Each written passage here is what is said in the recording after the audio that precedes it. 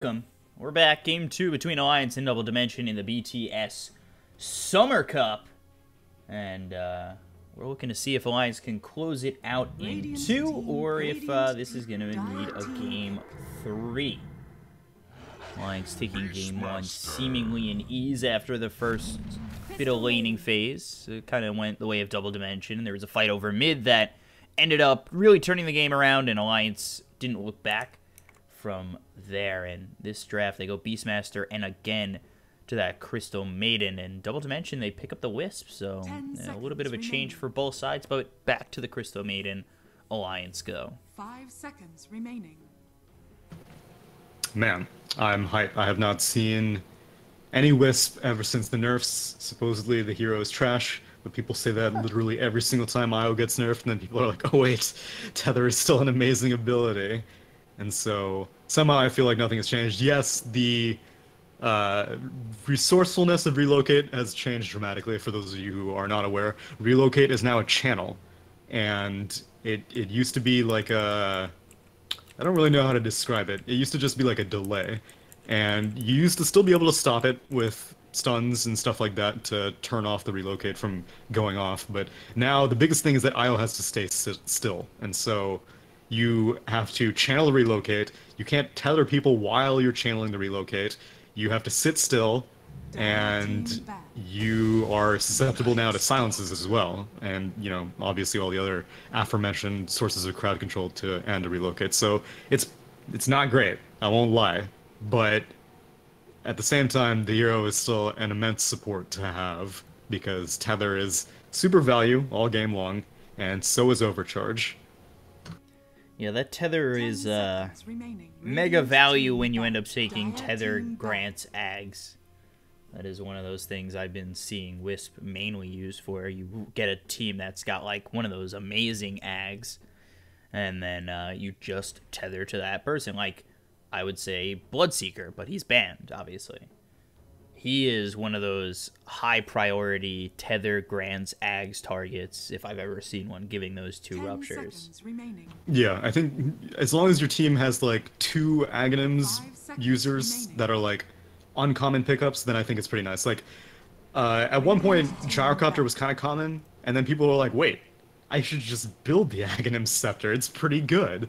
And so Gyrocopter kind of fell off, but these kind of utility ones, like, yeah, Bloodseeker is utility, Luna is another common one that's the utility, but not one that she really wants to build.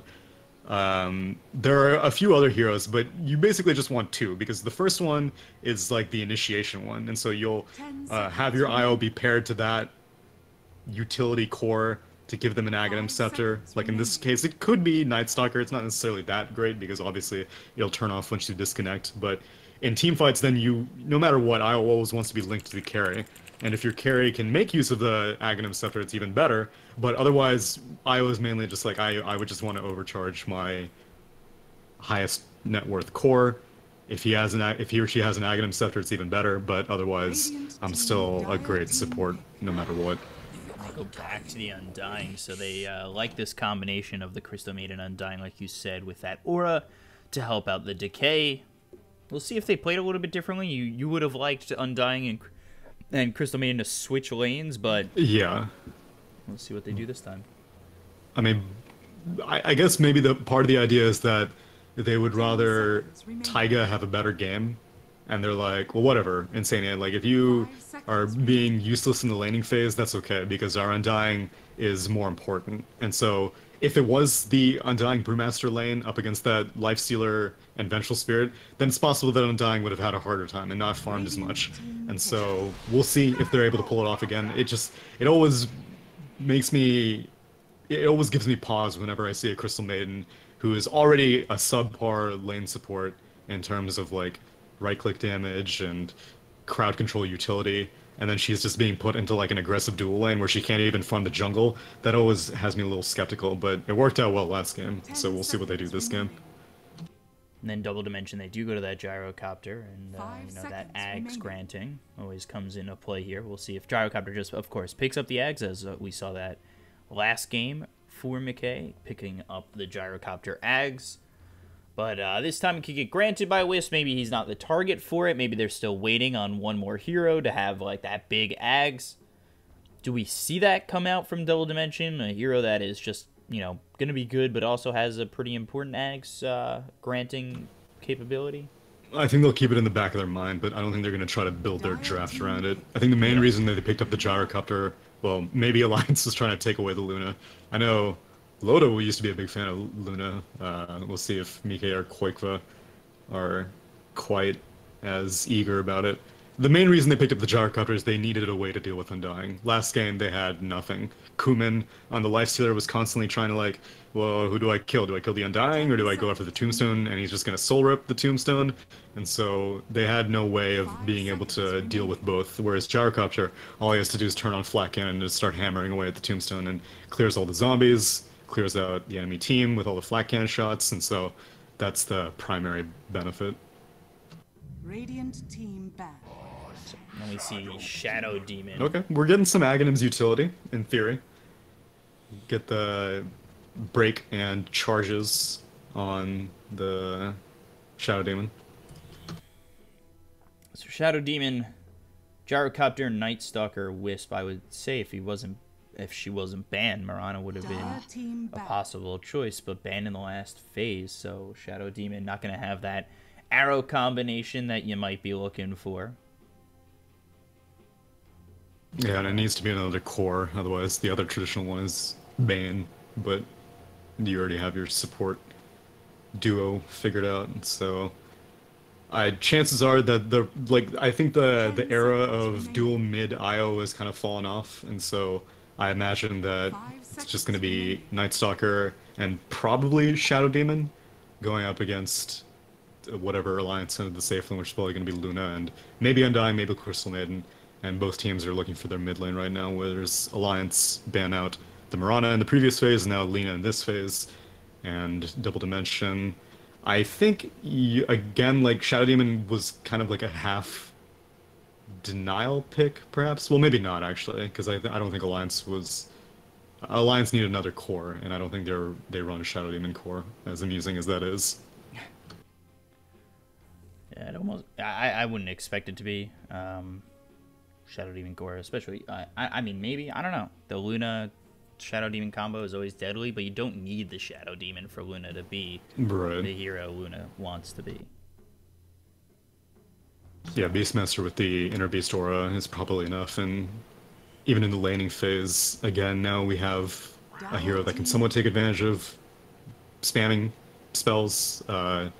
Loosen Beam's a fantastic spell, but Luna just often does not have the mana to spam it, but now that she has Arcane Aura on her team, it may work out. I always think back to just the possibility of Mike going on the Invoker, or having the Invoker to work with.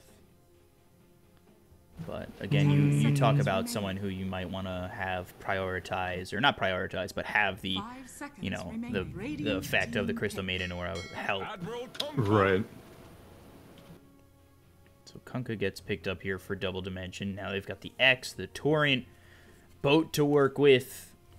I do like it from Double Dimension, but I do really like Alliance's lineup, even with 4 heroes so far, a little bit more. I like the Luna. We've seen the performance from Taiga and Insania on the Crystal Maiden and Undying. So that, you know, it's kind of been a proven combination for Alliance, and I'm just waiting here to see what their last pick is going to be. The Kunkka pick is solid because a lot of the, I think, go-to heroes that would have been good this game with being able to take advantage of Arcane Aura and the overall lack of crowd control would have been like Storm or Ember. Really all you had to worry about was Night Stalker's silence, but now you have to worry about the X-Torrent boat combination, and so not only does that make it harder in the mid game, but also you are going to have to be laning against a Kunkka in the mid lane, and a lot of these heroes can't really deal with it very well, and so they go for a very, very conservative pick, one that Alliance has been picking quite a bit, but it's ideally I think Alliance was maybe looking for something a little bit flashier, but DK is still a solid pick. It has push to go along with the Luna, it won't lose mid, and it can take advantage of Arcane Aura by spamming Breathe Fire. My question is, as Boxy's on the Dragonite. Oh, you're right. quick thought there. Yeah, they might swap, so. They may... Yeah, oh, there okay, it yeah. is. Okay. Makes sense, makes sense. I was One like, of oh things- man, mid-Beastmaster? Oof. I don't even know how that would go. Jesus, against not Pikachu. great. Yeah. How is Night Stalker, who's been consistently nerfed, still finding a way into these lineups? I mean, same with Blitz. Yeah, I think at some point there's going to be one nerf that breaks the camel's back, and the main thing is I think it's a comfort pick for a lot of teams, and they're like, okay, I mean, you know, he's lost a lot of his potential. Crippling Fear isn't as good anymore. The cooldown is immense. Void is terrible in daytime now, and overall the hero has lost a lot of its luster, but nighttime is still nighttime. It's still just as dominant as it ever was before, and it, like, you lose some utility early on with your Crippling Fear being on such a high cooldown, but most of the time you only really need the one value point, and if you get it off 2 times in a team fight, you're probably winning the team fight to begin with, especially in, like, you know, the first 15 or 20 minutes or so. Eventually there will be a nerf, and it will have to be to his nighttime for people to be like, oh god, all of a sudden, like, darkness is even more nerfed or something like that, or maybe Hunter in the Night. A Hunter in the Night nerf I could see finally taking the hero off the map, but heroes and players all like Vision at all stages of the game, and Cheshire Cat on this Night Stalker doesn't really matter how useless he is in the daytime. At nighttime, it's his time to shine. Yeah, just you take a look at the nerfs, especially just for Void. Void no longer applies mini stun during the day. Void cooldown increased. Void now does half damage during the day. It's like they really are just punching this Night Stalker in the gut, and I don't know, what could you do to Hunter in the Night? Just give it more of a mana cost, and that would be just breaking it? That would be pretty good. I would be okay with that. I mean, the thing is that Ice Frog balance has historically always been like, okay, the hero is bad at this thing. Like, look at his, right now, Cheshire Cat, his daytime vision's garbage. You can't even see down the stairs. He's that blind. And that's always been Night Stalker's thing. He's just bad at daytime. Although that was like a fairly recent nerf. Not too recent, maybe like 7 patches ago, maybe a little bit longer than that. But he's just garbage during the daytime. And the way Ice Frog balances is like, okay, the hero will continue to be bad at the things that they're supposed to be bad at, but they're going to keep being good at the things that they are good at, which is nighttime. And so something like a Hunter in the Night mana cost nerf is enough of a nerf at Night Stalker's strength that I think it's plausible to make it happen. So looking top, it's going to be King R and Kumin with this Wisp Gyrocopter combination as Mickey in a little bit of trouble. Van Score looking for the body blocks, but Cheshire Cat backs off that attempt. Too bad it's half damage and no mini stun. So does nothing? Basically. Basically. I mean, the damage is okay, but it's just like, it still costs you 80 mana. Almost a, nice 1-for-1 in mana to damage. One nice thing from this lane is every single time you disrupt the Mike Luna, then your team will get the Lunar Blessing. And I'm pretty sure it also works with Arcane Aura, but it doesn't really matter if you get Arcane Aura for like 8 seconds. The main thing is you disrupt, and now you see Vangscore and Cheshire Cat have Lunar Blessing. I've got that Lunar Blessing, and one of the things I was noticing over towards top is Kumin and King R gotta stay relatively close to each other. Yes, we want to keep they that do. tether. So Taiga is gonna take full advantage of that, and he sure does love himself a 2-man decay, especially this early in the game. Yeah, he's got 16 strength right now, and Boxy is a hero that can take advantage of Arcane Aura even more than the Brewmaster of previous game, being able to spam out axes against a hero like Io, who, like, if you're not tethered, it's like you're very.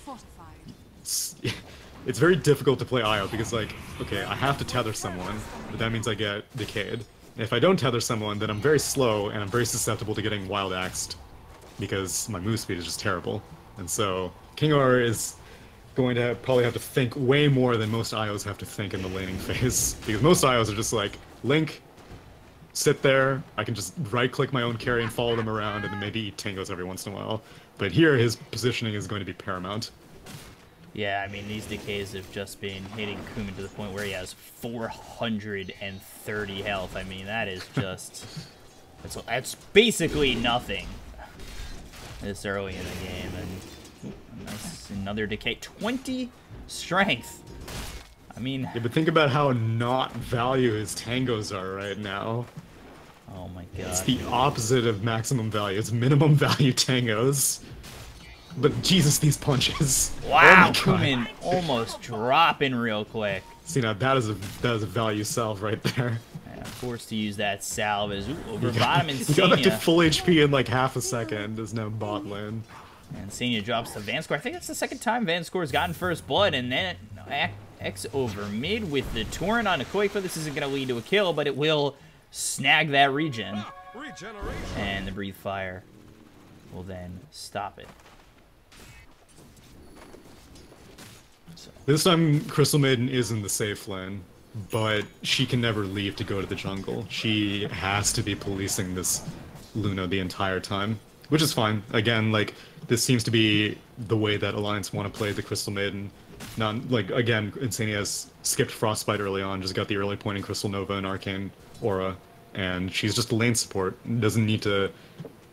I mean, it's very tempting, but I guess I just need to consider that this is the ideal dynamic for a Crystal Bane, is just to make sure that your Undying gets out of control. Yeah, and I think Insania went 102 last time. Got Right. two into that Arcane Aura and just really tried to bump everybody up, and of course that's going to help on the Taiga. And, you know, as well as Boxy. Again, like you said, the Wild Axes, he'll take even more advantage of that and continue to throw these Wild Axes out. It only costs him 85 mana each time, and the regen's going to be quite nice. So. And in the mid lane, Koikva is doing just fine against the Kunkka. It's a pretty break-even lane. I don't expect either of these heroes to die. Even if you bring rotations, I don't think either hero is going to die. If Kunkka didn't get constantly... Well, I don't know what Pikachu just did, but over top, Vanscore come in on Boxy, and got 2 stacks of Shadow Poison, now 3, trying to TP out, and not going to be in time. Boxy falls. Vanscore is now 2-0 on this Shadow Demon.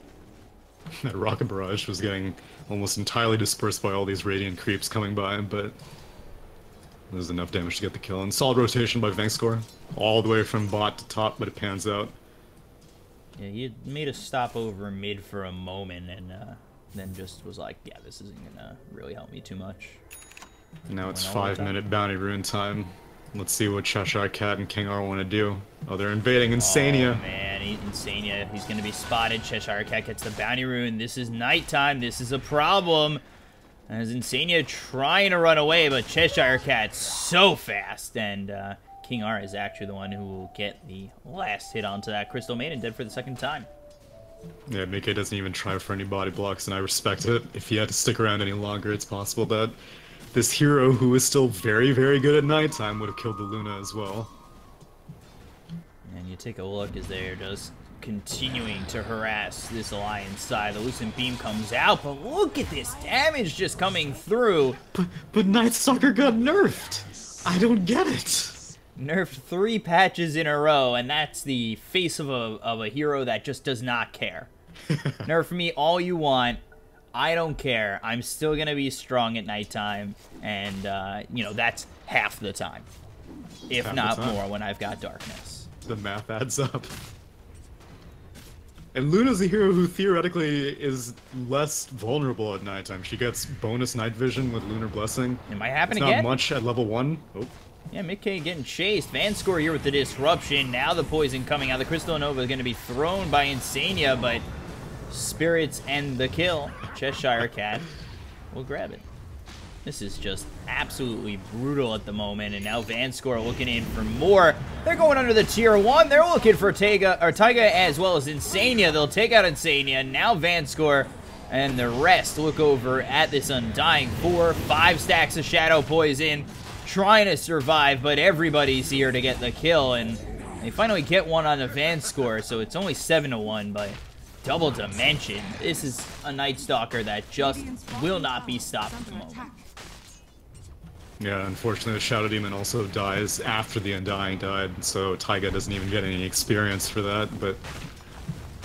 Welcome to post 4-minute Night Stalker, and then you activated Darkness halfway through. Now Mike, like normally whenever an offlaner gets this dominant of an advantage, you feel a little unsafe coming back to the lane, but you only need to survive for 1 more minute, and then after that, Night Stalker goes back to being a harmless little puppy. God, forget crippling. Fear, I don't even need it. Give me Hunter in the Night and Void level 3. And you are in trouble every single time. He's 2 levels in front of this Luna! Yeah. Jesus! Yeah. And Io loves it, because Night Stalker is so fast at nighttime that Io gets the full benefit. Now Taiga in trouble again. Oh god, Taiga hits the decay, but it's not going to matter too much. Spirit's coming around, Van scores here, Insania trying to turn it around, the disruption comes out on Mickey, now 1 more Spirit lands as well as the Void. It's still nighttime, and they're still strong. And strong enough to get this kill again onto the Luna. That is the 3rd time this Luna has died, as maybe they try to get somebody on the exit, they won't find it. X back onto Koikva, they'll lose Taiga. And it turns to daytime. Insania can only just watch. And they still want more? Okay, now you're crazy for this one. Insania...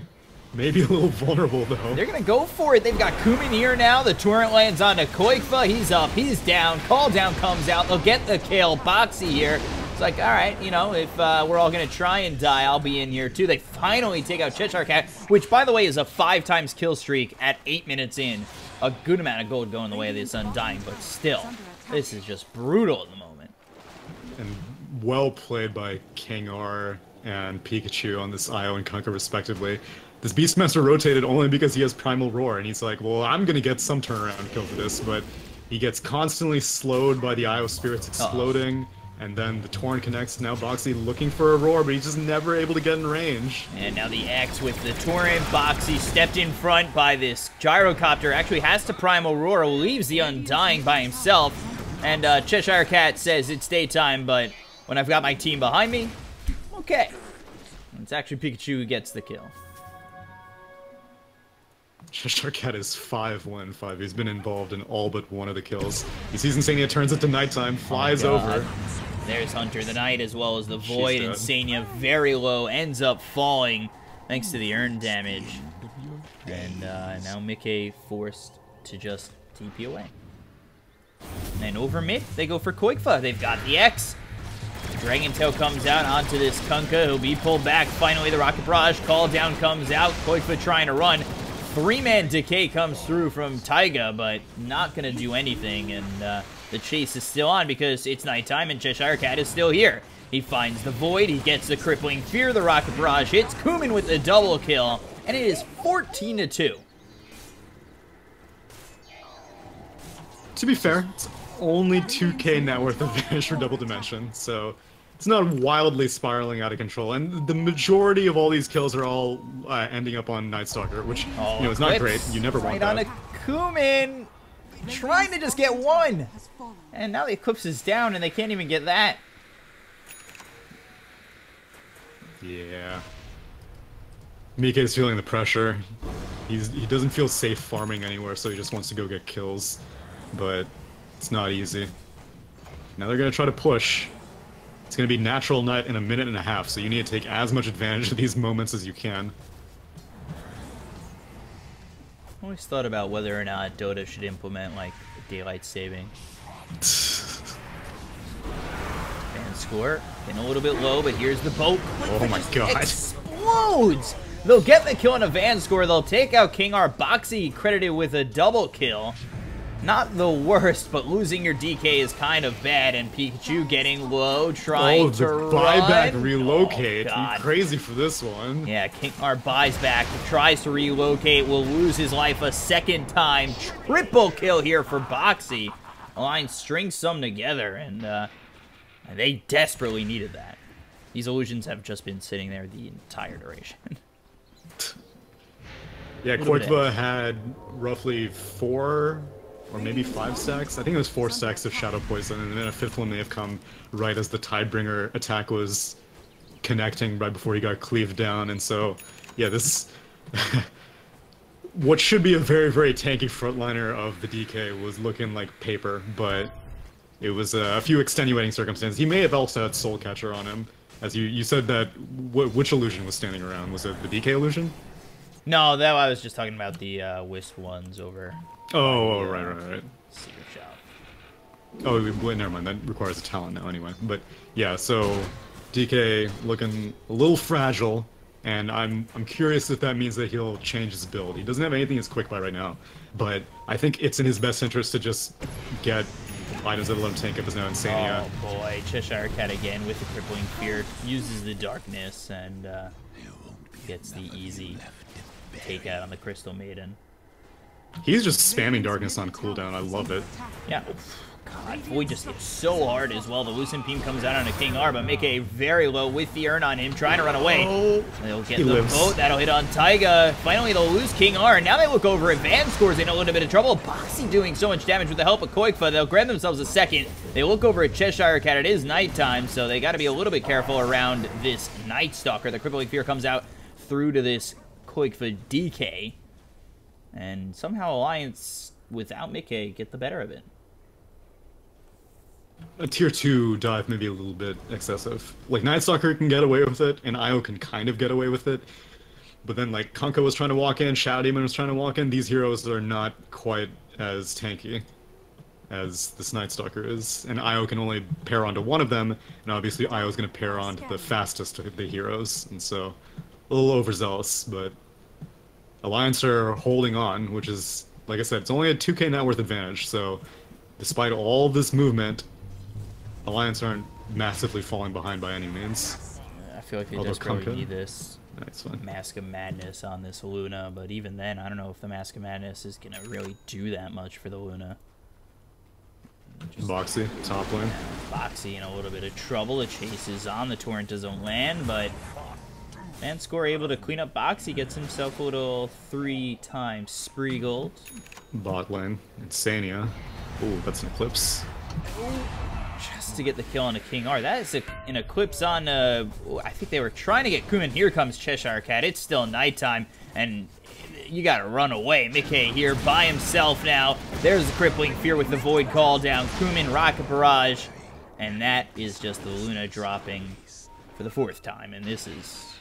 If you're Alliance, it seems frustrating, but they might get one in return. Tossing it back and forth, I guess. The ulti from the Crystal Maiden, waiting for the missile to finally hit. But they have the damage to turn it around. Koikfa, he'll get the cleanup on Kuman. Well, that was 3 heroes dying in like a baton pass fashion. First the Io dies, and Double Dimension back off. And then the Luna dies, and then Alliance back off, and then the Gyrocopter dies. And now there are no more heroes left to kill in the mid lane. It's now Vangscore spots out this Beastmaster. And might actually find him with Cheshire Cat, and does. So Boxy dying 2 consecutive times to Vanscore. Meanwhile, boat comes out. That's going to hit Mickey, who's so dead at the moment as King R and Cheshire Cat come over. Darkness used again. They look over the Crystal Main, and this tier 1 tower is not going to save you. And they grab themselves another. Cheshire Cat is dominating. He is 9-1 and 9 right now. This isn't the textbook Night Stalker game. So like initially I was being kind of like cheeky of being like, oh, Night Stalker got nerfed. Oh my god. This is not a traditional Night Stalker game. Cheshire Cat is just playing out of his mind right now, and all of Double Dimension, to be fair. This, I imagine, is also a large product of having Io on your team. Being able to have this kind of flexibility, like, okay, I have a +1 if I'm the Night Stalker, like, built in, and it's a +1 that can keep up with me, or Io can relocate if I find someone, and we can go for a gank like that. But whatever the case, like, this is an amazing performance by Cheshire Cat right now, and Alliance are still in it, definitely, but it's getting harder and harder. Boxy ends up getting the kill, and that is a pretty important one. Who they really need to deal with, though, again, is Cheshire Cat. Now King R, his tether's on cooldown.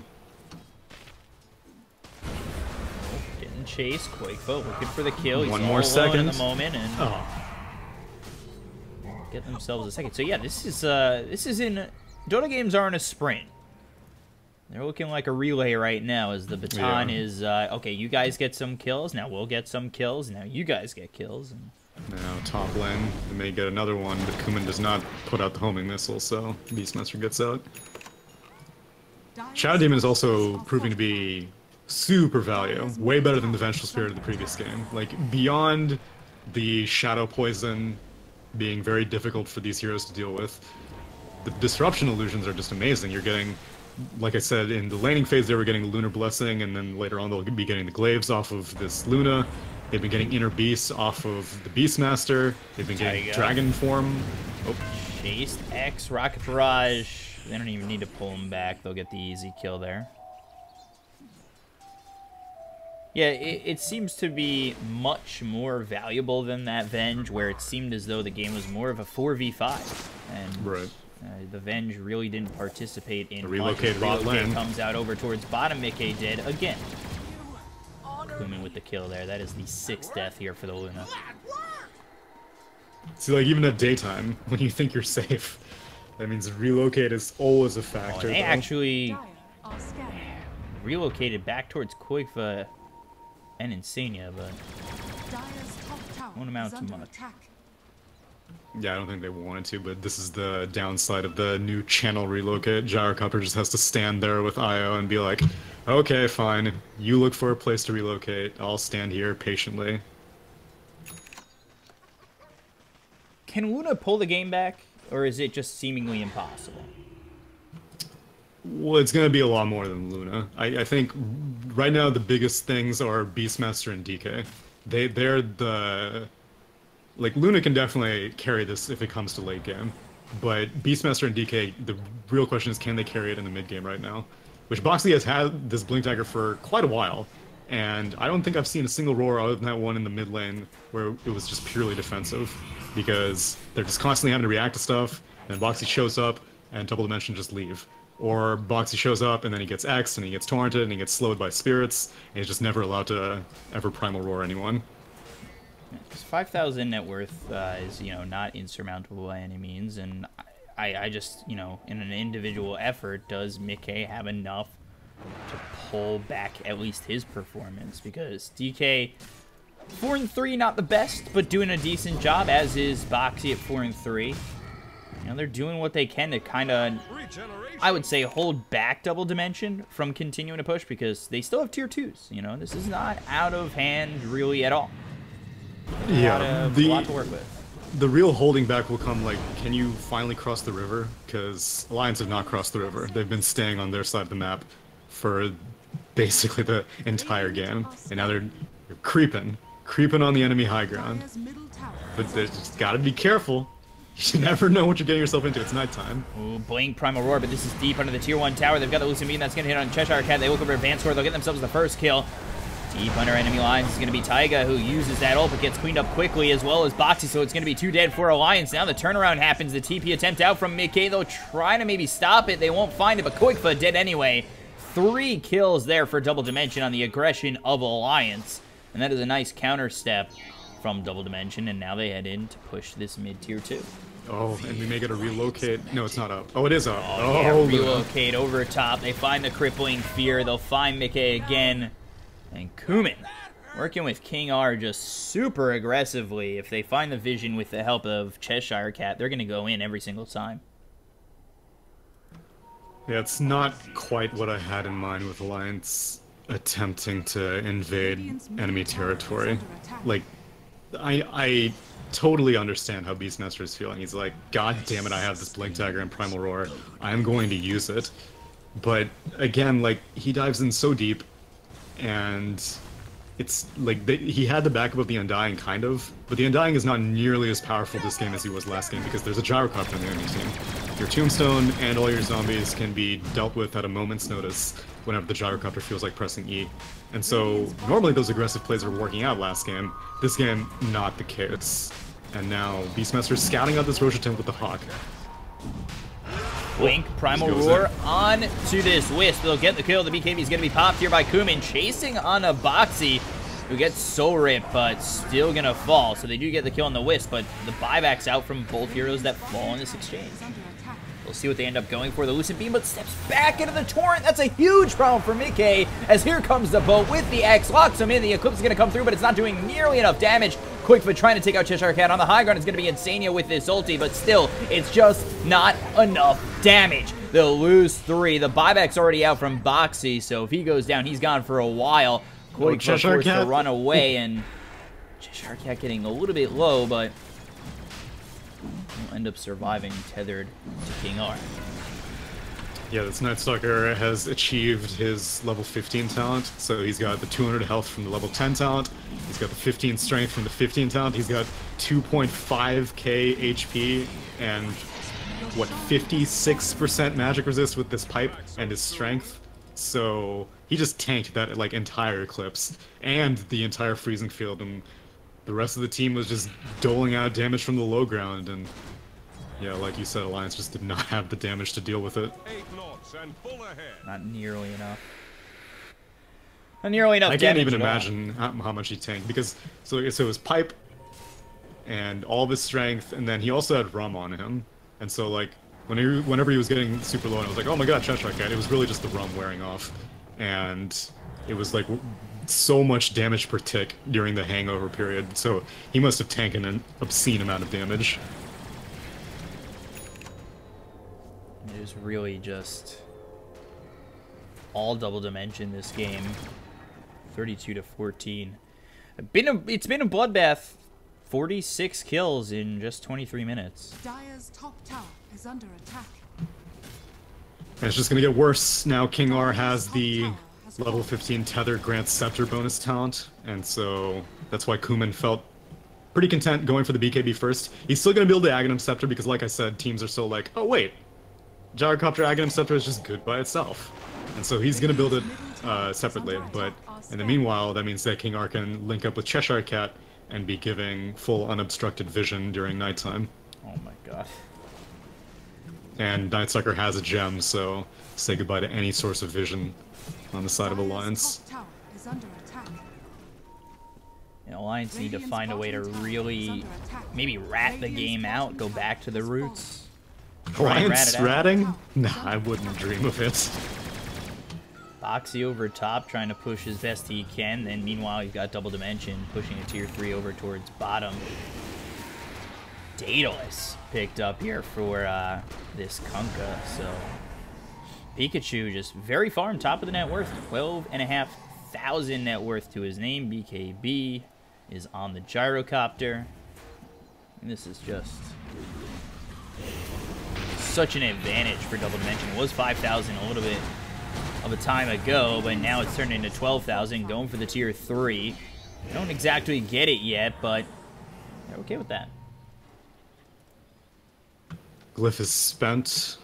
I think they may let Night Stalker play a little bit at this nighttime. Relocate is available, and so even though they back off, Alliance does not feel any safer. You can see they're all still deep in their base because they have no idea what to expect. They are dealing with a basically Aghanim's gem Night Stalker who it doesn't. There's actually a surprising amount of Radiant wards being plopped down. It's just that they're not very useful wards. But they have to place it on this side of the map, otherwise Night Stalker's going to find them if they place it on the Radiant side of the map, and so any random hero that you can find is a hero that you can confirm is not on your half of the map. You just need to hope that Night Stalker doesn't happen upon these wards, which he might almost run into this one in the top jungle. They're scouting out the cliff. Oh wow, he actually doesn't get it. Shout out to 900 AoE on Gem. Does BKB for Luna change anything? No, not really. It's just more... It's more stalling to make sure that you can get to the late game. But that item by itself is not going to do really anything. Mainly because Vengscore has nothing better to do than to just use Demonic Purge on her. He does not care about purging anyone else. DK is being dealt with by the Gyrocopter and the Kunkka. Really, it's just the Luna that needs to be dealt with by this Shadow Demon BKB piercing slow. Mizzo will, in fact, hit on the Boxy. I got one more minute left on this Aegis, but the problem is it's daytime for another minute, although Darkness will be available in 10 seconds, so If I know Double Dimension from this game, chances are they're going to pop that pretty much immediately and try to do something with this Aegis. X connects on boy. Boxy. Oh, nice blink. Woo! And he still almost dies. Oh my god. That was a hard hit. That was a really nice blink, though. That is not easy to do. Well, with that little hit coming out from Kunkka, he needed to be that far away, otherwise that was just Boxy dead. And surprisingly, Darkness not used, and Aegis will be timing out in like 10 seconds, so Double Dimension don't want to overplay their hand. They're 15k net worth up, and it's fine. Oop. Disruption over mid. And again, like you said, it gives the Lunar Blessing. It's just dealing with that. It's that extra damage that, unless they get those illusions away, that's giving a good amount of damage to the side of Double Dimension. Yeah. And I wouldn't be surprised if he goes for the disruption. Well, actually, I think if this game hits 25, then Double Dimension, or if the Shadow Demon hits level 25, then Double Dimension are probably in a bad spot. But at least if it does, then their supports aren't utterly useless. The two charges of disruption could be super value, as you can make the Luna illusions and the Beastmaster illusions, and then you have like your own built-in push pretty much. But I'm pretty sure Double Dimension don't want to reach that point. Yeah, they are looking towards grabbing like their next item and finishing the game. Yeah, pretty much. It's nighttime. Immediately got to pause, figure out what's the plan of attack. No, I'm just kidding. Who dropped this energy booster? Where? Did Vanscore drop that by accident? Where am I looking? Here? Oh, yeah, he's trying to build his by Aether Vanscore? Lens right now. He's disassembling stuff. Is he trying to pick it up? Yeah. Dire are scanning. I feel like I've been doing this so like for a while, casting, not too long or anything, but like I still get nervous that players see my pings or something like that. I'm like, does he know this energy booster's there? Like, I pinged it out by accident. Ooh, X comes out as well as the Torrent, Lucent Beam on Akumen, and with that Daedalus, that damage is very nice here for Pikachu, and the chase is on. They look over at Mickey, who's got the BKB, looks over at Akumen, he's got his BKB, and ooh, this is going to be close with a disruption from Vanscore. They will clean up this Shadow Demon, but they've already lost 3 on the side of Alliance. They'll lose Koikva. They look over at Mickey, and GG is called. This is a full team wipe for Double Dimension, so level 25 is not going to come for the Shadow Demon, but in a good way, as they take game 2 and push to a game 3. Way better picks coming out from Double Dimension, and perhaps a little bit too telegraphed from Alliance. I don't know if they banned out the gyrocopter, or, I mean, they took the gyrocopter in the previous game, but I don't know what the pick order was in order for them to get the Undying and then to get the gyrocopter insurance on top of that. But Taiga was not able to do nearly as much this game because the heroes on the side of Double Dimension were just way better at dealing with the Undying, which also by proxy made the Crystal Maiden very useless. Like, in the landing phase, there were so many times in which I imagined, like, oh man, just Frostbite the Night Stalker, and then maybe your Luna will live. But Insania only had the, 2 points in Arcane Aura and the 1 point in Crystal Nova, and then after that, like, once Night Stalker hit nighttime at 4 minutes, Crystal Maiden is not going to get any more levels anytime soon, and so much better draft from Double Dimension. IO early on, they got away with it. Night Stalker in the later phases, they got away with it, and Alliance just were trying to pull the same strat again, and it did not pan out. Yeah, Cheshire Cat really paving the way in the early game for Pikachu and Kumin to just find what they needed. I mean, Cheshire Cat still was doing a lot. I mean, he only had 9,000 net worth. I mean, that's still higher than Boxy. That's higher than Insania and Taiga combined. You know, and he paved the way for Pikachu to find the Daedalus and Kumin to get the BKB. So he did a lot in the early game, and that's how Double Dimension end up winning this game 2 and pushing it to a game 3. This is an elimination match. Winner goes to phase 3, so it's win or go home in this game 3. We'll be right back with that in just a moment. I'm your caster, BCop, joined here by Tsunami. On Twitter, I am at BCop92, and Tsunami is at Tsunami643. I did not remember that time. I'm looking at Twitter right now, and Nice. we will be back in just a moment with Game 3. Stay right there. We appreciate it, and stay tuned.